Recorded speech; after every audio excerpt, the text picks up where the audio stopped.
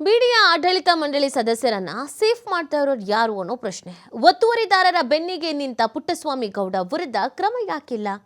ಅಧಿಕಾರಿಗಳಿಗೆ ಧಮಕಿ ಹಾಕಿದ ಬಿಡಿಎ ಸದಸ್ಯ ಪುಟ್ಟಸ್ವಾಮಿ, ಬಿಡಿಎ ಅಧ್ಯಕ್ಷರೇ ಆಯುಕ್ತರೇ ಕ್ರಮಕ್ಕೆ ಮೀನಾಮೇಷ ಎಣಿಸ್ತಾ ಇದ್ದಾರೆ. ಯಾಕೆ? 24 ಕೋಟಿ ಮೌಲ್ಯದ ಜಾಗ ತೆರವಿಗೆ ಪುಟ್ಟಸ್ವಾಮಿ ಅಡ್ಡಿಪಡಿಸಿರೋದು. ಮಳೆಗಾಲದಲ್ಲಿ 24 ಕೋಟಿ ಮೌಲ್ಯದ ಜಾಗ ಒತ್ತುವರಿ. ಅಧಿಕಾರಿಗಳಿಗೆ ಧಮಕಿ ಹಾಕಿದ್ರು ಕ್ರಮ ಕೈಗೊಳ್ಳದೆ ಬಿಡಿಎ ಮತ್ತು ಸರ್ಕಾರ ಮೀನಾಮೇಷ ಎಣಿಸ್ತಾ ಇದೆ. ಯಾತಕ್ಕಾಗಿ? ದೊಡ್ಡವರು ದುಡ್ಡಿರೋರು ಅಂತ ಹೇಳಿದ ತಕ್ಷಣ ದರ್ಪ ಮೆರಿಬೋದಾ? ಸರ್ಕಾರದ ವಿರುದ್ಧವೇ ನಡಿಬೋದಾ?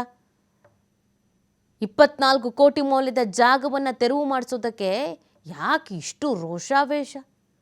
ಆಗಲ್ಲ ಅಂತ ಅಡ್ಬಂದು ಕೂತಿರೋದು ಯಾರು? ನಿಮ್ಮದೇ ಆಡಳಿತ ಮಂಡಳಿಯ ಸದಸ್ಯ.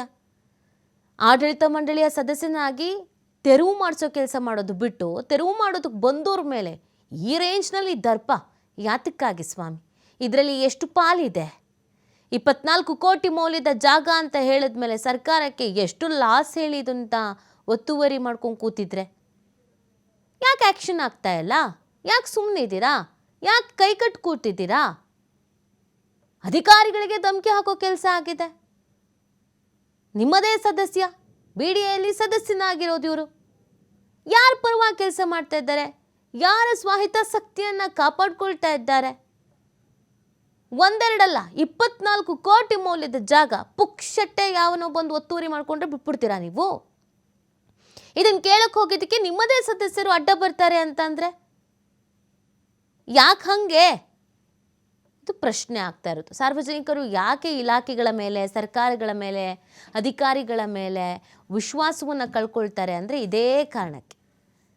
ಒಂದು ವ್ಯವಸ್ಥೆಯ ಒಳಗಡೆ ಇರೋರೆ ತಪ್ಪು ಮಾಡ್ತಾ ಇದ್ದಾರೆ ಅಥವಾ ತಪ್ಪಿಗೆ ಪರೋಕ್ಷವಾಗೋ ಪ್ರತ್ಯಕ್ಷವಾಗಿಗೋ ಸಪೋರ್ಟ್ ಮಾಡ್ತಾ ಇದ್ದಾರೆ ಅಂದಾಗ ಜನ ಹೆಂಗೆ ತಾನೇ ನಂಬ್ತಾರೆ ನಿಮ್ಮನ್ನು? ಮಾಹಿತಿ ನೀಡ್ತಾರೆ ನಮ್ಮ ಪ್ರತಿನಿಧಿ ಕೃಷ್ಣ. ಈಗ ಬಿಡಿಎ ಅಧ್ಯಕ್ಷರು ಆಯುಕ್ತರು ಕೆಲಸದಲ್ಲಿ ಇದ್ದಾರೋ ರಾಜ್ಯದ ಮೇಲೆ ಹೋಗಿದ್ದಾರೋ ಗೊತ್ತಿಲ್ಲ. ಈ ಪುಟ್ಟಸ್ವಾಮಿ 24 ಕೋಟಿ ಮೌಲ್ಯದ ಜಾಗ ತೆರವಿಗೆ ಅಡ್ಡಿಪಡಿಸ್ತಾ ಇರೋದ್ರಲ್ಲಿ ಅವ್ರ ಹಿತಾಸಕ್ತಿ ಹೆಚ್ಚಿದ್ದಂಗಿದೆ. ಯಾಕೆ ಆಕ್ಷನ್ಸ್ ಆಗ್ತಾ ಇಲ್ಲ?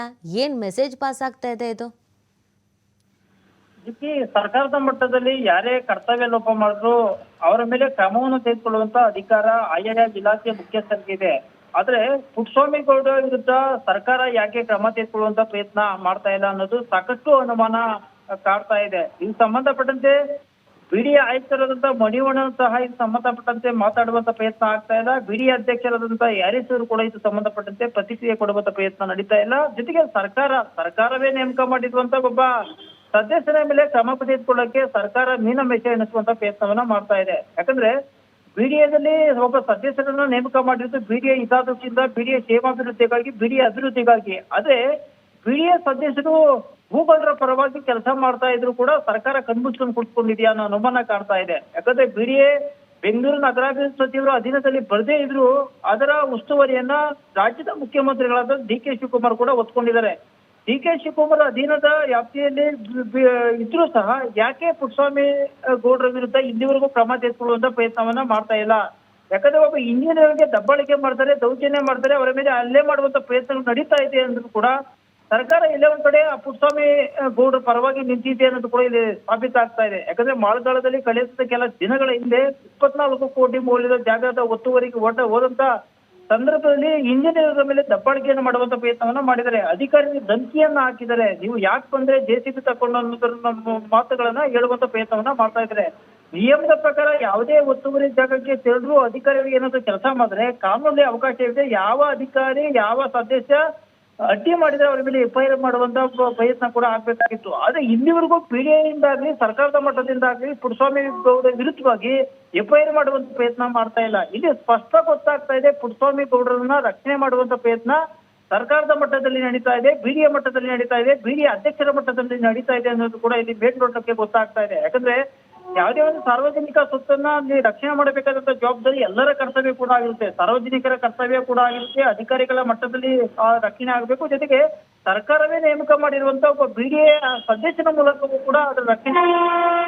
ಆದ್ರೆ ಆ ಕೆಲಸ ಆಗದೆ ಇವತ್ತು ಭೂಗಡರ ಫಲವಾಗಿ ನಿಂತಿದ್ದಂತ ಕೆಲಸಕ್ಕೆ ಅಡ್ಡಿ ಮಾಡಿದಂತ ಪುಟ್ಟಸ್ವಾಮಿ ಗೌಡ ವಿರುದ್ಧವಾಗಿ ಸರ್ಕಾರ ಆಗ್ಲಿ ಬಿಡಿಎ ಆಗ್ಲಿ ಇಲ್ಲಿವರೆಗೂ ಕ್ರಮ ತೆಗೆದುಕೊಳ್ಳುವಂತ ಪ್ರಯತ್ನವನ್ನ ಮಾಡಿಲ್ಲ. ಜೊತೆಗೆ ಪೊಲೀಸ್ ಠಾಣೆಯಲ್ಲಿ ಒಂದೇ ಒಂದು FIR ಆಗಿ ಒಂದು NCR ಆಗಿ ದಾಖಲು ಮಾಡುವಂತ ಪ್ರಯತ್ನ ಆಗ್ತಾ ಇಲ್ಲ ಅಂದ್ರೆ ಪುಟ್ಟಸ್ವಾಮಿ ಗೌಡ ಪರವಾಗಿ ಸರ್ಕಾರ ನಿಂತಿದೆ, ಪುಟ್ಟಸ್ವಾಮಿ ಪರವಾಗಿ ಬಿಡಿ ಅಧಿಕಾರಿಗಳು ಬಿಡಿ ಅಧ್ಯಕ್ಷರು ನಿಂತಿದ್ದಾರೆ ಅನ್ನೋದು ಕೂಡ ಇಲ್ಲಿ ಮೇಲ್ನೋಟಕ್ಕೆ ಗೊತ್ತಾಗ್ತಾ ಇದೆ. ಯಾಕಂದ್ರೆ ನಾವು ಕೂಡ ನಿನ್ನೆಯಿಂದ ಪುಟ್ಟಸ್ವಾಮಿ ಗೌಡರ ಏನ್ ದರ್ಬಾರ್ ಮಾಡಿದಾರೋ ಬಿಡಿದ್ರೆ ಅದನ್ನ ವಿಡಿಯೋ ಸಮೇತ ರಾಜ್ಯದ ಜನರಿಗೆ ತೋರಿಸುವಂತ ಪ್ರಯತ್ನವನ್ನ ಮಾಡ್ತಾ ಇದ್ದಾರೆ. ಆದ್ರೂ ಸಹ ಸರ್ಕಾರ ಇವರ ವಿರುದ್ಧವಾಗಿ ಯಾವುದೇ ಕ್ರಮ ತೆಗೆದುಕೊಳ್ತಾ ಇಲ್ಲ. ಅಂದ್ರೆ ಪುಟ್ಟಸ್ವಾಮಿ ಗೌಡರ ಪರವಾಗಿ ಸರ್ಕಾರ ನಿಂತಿದೆ, ಪುಟ್ಟಸ್ವಾಮಿ ಗೌಡರ ಪರವಾಗಿ ಬಿಡಿ ಅಧ್ಯಕ್ಷರು ನಿಂತಿದ್ದಾರೆ ಅನ್ನೋದು ಕೂಡ ಇಲ್ಲಿ ಸ್ಪಷ್ಟ ಗೊತ್ತಾಗ್ತಾ ಇರುವಂತದ್ದು. ಓಕೆ, ಥ್ಯಾಂಕ್ ಯು ಕೃಷ್ಣ ತಮ್ಮೆಲ್ಲ ಡೀಟೇಲ್ಸ್ಗೆ.